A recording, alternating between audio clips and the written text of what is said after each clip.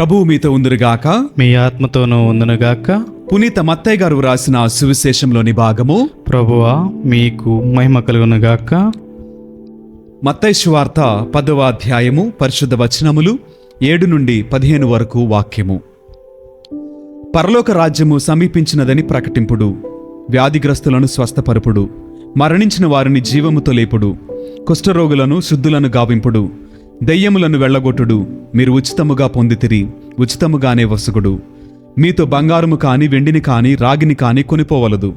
ప్రయాణమునకై సంచిని కాని, 2 అంగీలను కాని, పాదరక్షములను కాని, చేతికర్రను కాని తీసుకొని పోవలదు. ఏలయనా పనివాడు తన బత్తెమునకు అర్హుడు. ఏ పట్టణమును గాని, ఏ పల్లెను గాని మీరు ప్రవేశించినప్పుడు అందు యోగ్యుడగు వానిని వెదకికొనుడు. అచ్చట నుండి వెడలిపోవు వరకు వాని ఇంటనేయుండు. మీరొక ఇంటిలోనికి ప్రవేశించినప్పుడు ఆ ఇంటిని దీవింపుడు. ఆ ఇంటివారు యోగ్యులైన మీ దీవెనలను పొందుదురు. లేదేని మీ దీవెనలు మిమ్ము తిరిగి చేరును. ఎవడైనను మిమ్ము ఆహ్వానింపక, మీ ప్రసంగములను ఆలకింపకపోయినచో ఆ ఇంటిని గాని, పట్టణమును గాని విడిచిపొండు. మీ పాదర్ధులిని సైతము అచ్చటనే విదిలించిపొండు. తీర్పు దినమున ఆ పురవాసుల గతి కన్నా సొదొమ గొమొర్రా ప్రజల గతియే మెరుగుగా నుండును అని నేను మీతో నిశ్చయముగా చెప్పుచున్నాను అని పలికెను. ఇది క్రీస్తుని సువిశేషము. క్రీస్తువా మీకు స్తుతి కలుగునుగాక. Praise the lord, praise the lord, praise the lord, praise the lord. Hallelujah, hallelujah, hallelujah, hallelujah, దేవునికి మహిమ కలుగునుగాక. హల్లెలూయా. దేవుడు మనలను దీవించునుగాక. ఆమేన్. అందరు బాగున్నారా? బాగున్నాం ఫాదర్, మీరు బాగున్నారా? చాలా బాగున్నాను. దేవుని కృప మనందరికి తోడే అని మనల్ని నడిపించినది కాబట్టి మనమందరము చాలా సంతోషంగా, ఆనందంగా ఈ రోజున మనము ఈ యొక్క ఉత్సవాన్ని, యొక్క దివ్య బలి పూజను జరుపుకోవడానికి దేవుడు మనకిచ్చినటువంటి గొప్ప అవకాశాన్ని బట్టి దేవునికి కృతజ్ఞతలను, స్తుతులను చెల్లిద్దాం.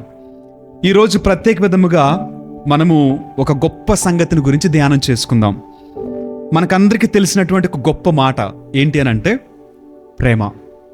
ప్రేమని ఈ యొక్క 2 అక్షరాల గురించి, 2 మాటల గురించి ఎంతోమంది ఎన్నో విధాలుగా వివరించడానికి, వర్ణించడానికి చాలా ప్రయత్నాలు చేశారు. అయినప్పటికీ కూడా ఒక మనిషి యొక్క జ్ఞానము, ఒక మనిషి యొక్క ఆలోచన ఈ ప్రేమను వివరించుట అసాధ్యము. ఈ ప్రేమను పరిపూర్ణముగా ఒక వ్యక్తికి వివరించుట అసాధ్యము. ఎందుకనంటే ప్రేమకి ఒకే ఒక్క నిదర్శనము, వాక్య ప్రకారం మనం ఆలోచన చేసినట్లయితే ప్రేమ దేవుని నుండి పుట్టినది. అంటే ఇక్కడ వాక్యం ఏం చెప్తుంది అంటే ప్రేమ అనగానే దేవుడు అని అర్థం. ఎక్కడ ప్రేమ ఉంటుందో ఆ వ్యక్తిలో దేవుడు ఉన్నాడని వాక్యము ద్వారా దేవుడు మనకి తెలియచేస్తున్నాడు. ప్రేమ దేవుని నుండి పుట్టినది అని అంటే ప్రేమించేటువంటి ప్రతి వ్యక్తిలో కూడా ప్రేమ ఉన్నట్లు.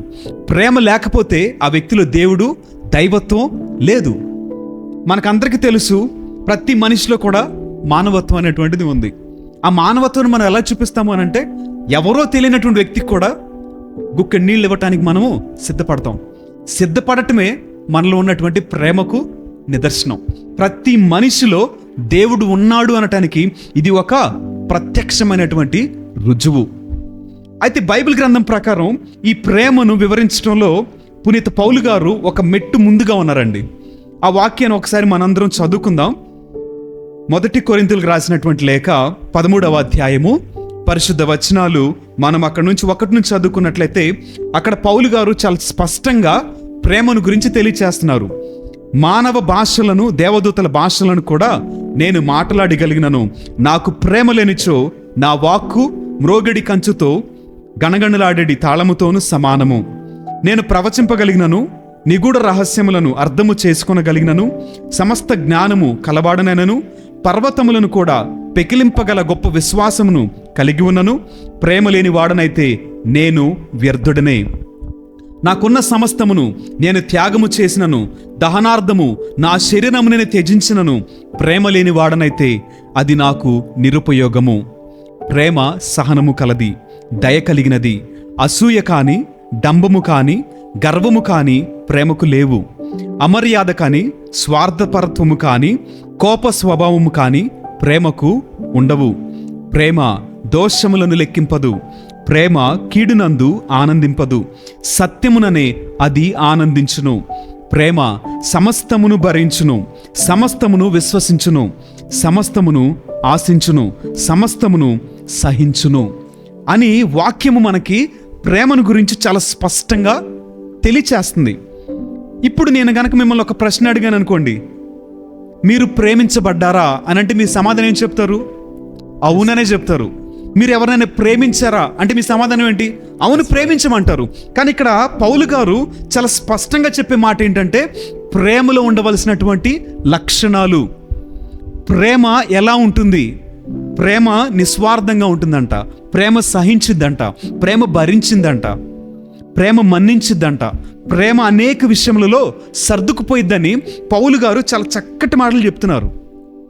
మరి నీవు అనుభవించినటువంటి ప్రేమ ఇలానే ఉందా? నీవు ప్రేమించే విధానం కూడా ఇలానే ఉందా?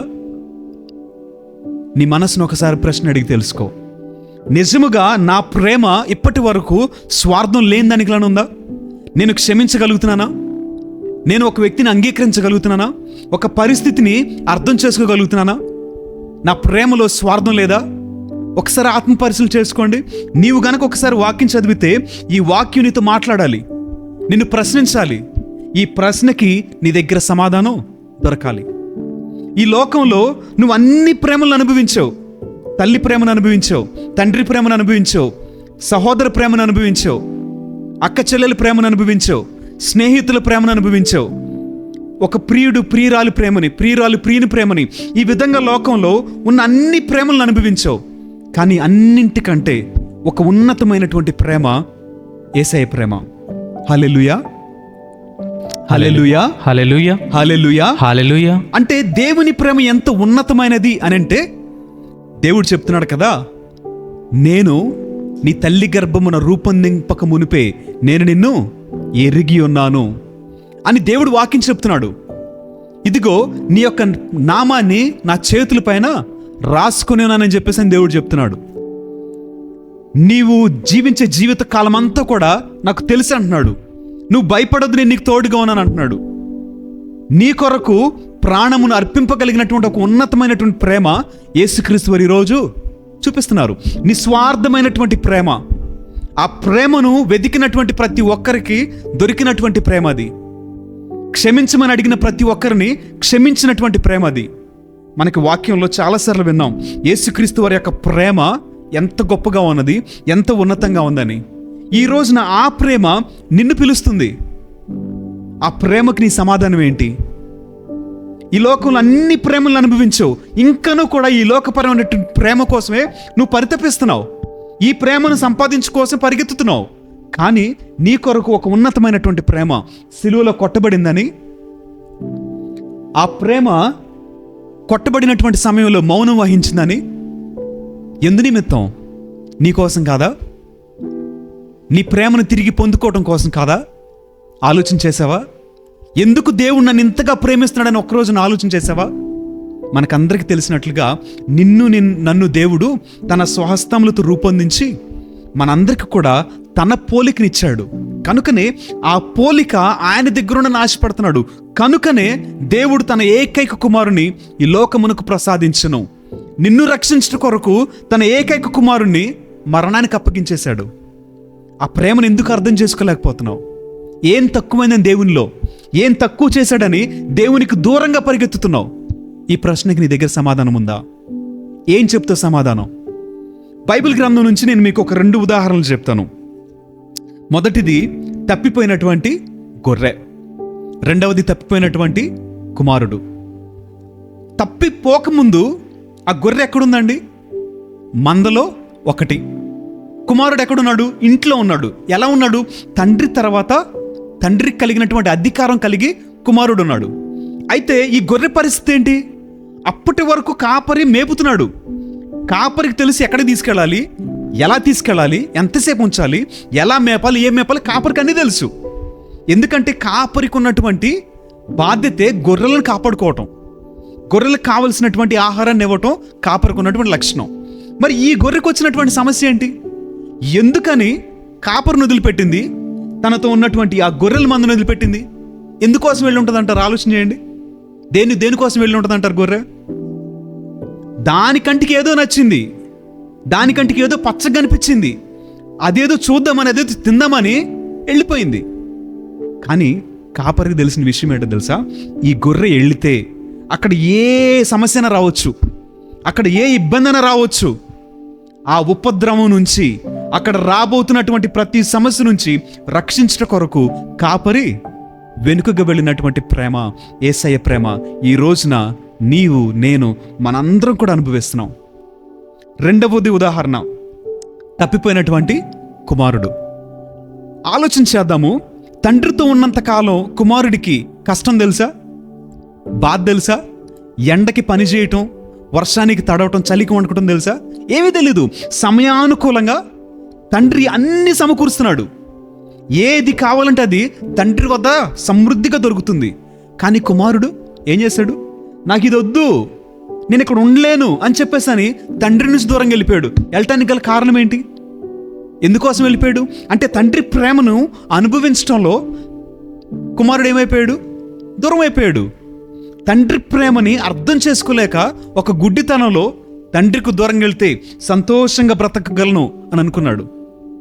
తండ్రికి దూరంగా వెళ్తే నేను ఆనందంగా ఉండొచ్చు, నాకు నచ్చింది చేయొచ్చు, నేను ఎక్కడికైనా వెళ్ళొచ్చు, ఏదైనా తినొచ్చు, ఏదైనా చేయొచ్చు అనుకున్నాడు. కానీ కుమారుడు చేసినటువంటి ఒక పని ఏమైపోయిందండి? కొన్ని దినాలకి జ్ఞానం వచ్చేసింది. నేను చేసినటువంటి ఒక పెద్ద తప్పు ఏంటి అని అంటే నా తండ్రి ఇంటిని విడిచి వెళ్ళిపోవటం అనేటువంటి ఆ మార్పు కొంత సమయానికి వచ్చేసింది. వచ్చినటువంటి కుమారుడు తిరిగి వచ్చాడండి. ఇప్పుడు ఆలోచించేద్దాం.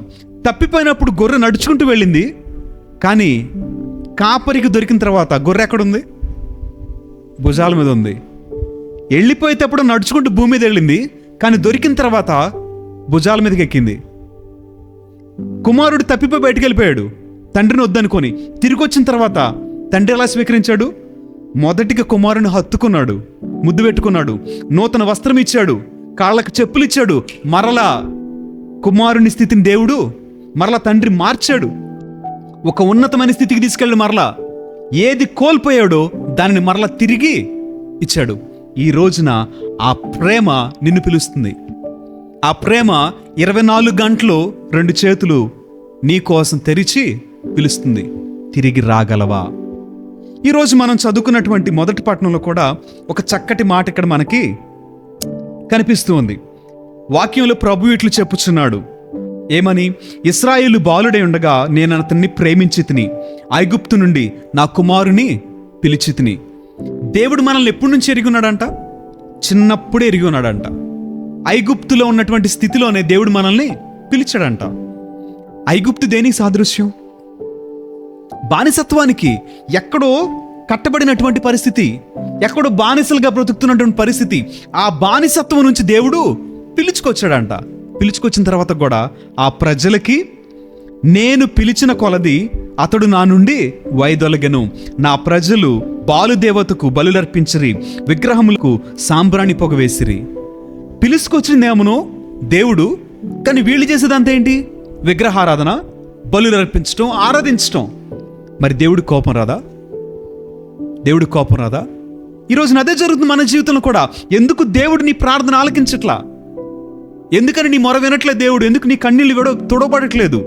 ఎందుకు నీకు ఆశీర్వాదాలు రావట్లేదు? అంటే ఒకటే ఒక జవాబు, ఆ ప్రేమకు వ్యతిరేకంగా నీ జీవితంలో ఈరోజు ఏదో జరుగుతుంది, నువ్వేదో చేస్తున్నావు కనుకనే నీ జీవితంలో సమస్యలు, శోధనలు, కన్నీళ్లు, ఇరుకు, ఇబ్బంది, అనారోగ్యం, నీ ఊహకందనటువంటి కార్యాలు నీ జీవితానికి ఎదురవుతున్న కారణం ఏంటి?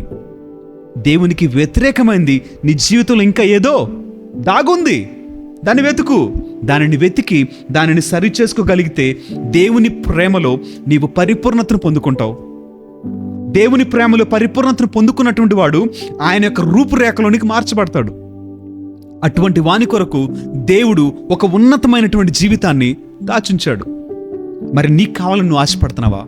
నీకు కావాలని నీకు ఆశ ఉంటే ఈ రోజున ఇశ్రాయేలు ప్రజలు దేవుని నుంచి ఎందుకు వెనక్కి వెళ్ళారు? మరి నువ్వెక్కడున్నావు ఈ రోజున?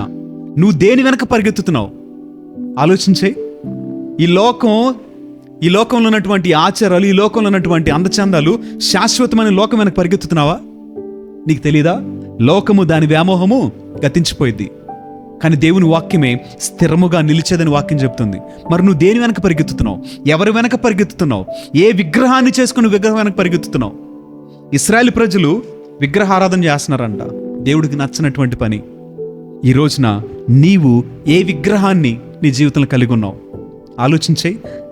కుమారుడి వెనక వచ్చినట్లుగా, గొర్రె వెనక వచ్చినట్లుగా నీవు వెనకకు రాగలిగితే, మరలా వాక్యం మనకు సెలవిస్తుంది, గాఢమైన ప్రేమానురాగములతో నేను వారిని నా చెంతకు రాబట్టుకొంటిని, వారిని పైకెత్తి నా బుగ్గల కానించుకొంటిని, క్రిందికి వంగి వారిచే అన్నము తినిపించితిని.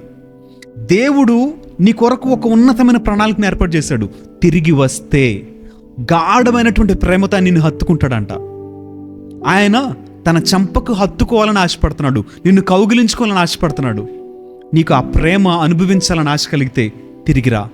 తిరిగి వస్తే దేవుడు నీకు భోజనాన్ని తినిపించాలని ఆశపడుతున్నాడు. ఒక ఉన్నతమైన జీవితం నీ కొరకు ఏర్పాటు చేయబడి ఉంది. ప్రియమైనటువంటి సహోదరులారా, నీ చేతుల్లో ఉంది.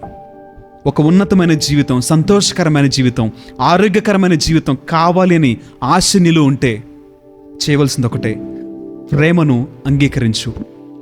ప్రేమను అంగీకరించి విగ్రహాన్ని వదిలిపెట్టే, పాపాన్ని వదిలిపెట్టే, లోకం పైనటువంటి వ్యామోహాన్ని వదిలిపెట్టు. నీ జీవితంలో ఏది ఆటంకంగా ఉందో దాన్ని ఈరోజు తీసివేసుకొని ఆ ప్రేమ వద్దకు రా. ఆ ప్రేమలో స్వార్థం లేదు. ఆ ప్రేమ నీ కొరకు మరణించింది. ఆ ప్రేమను అంగీకరిద్దాం. దేవుని యొక్క దీవెనలు పొందుకుందాం. దేవుడు మనలను దీవించును గాక. ఆమేన్.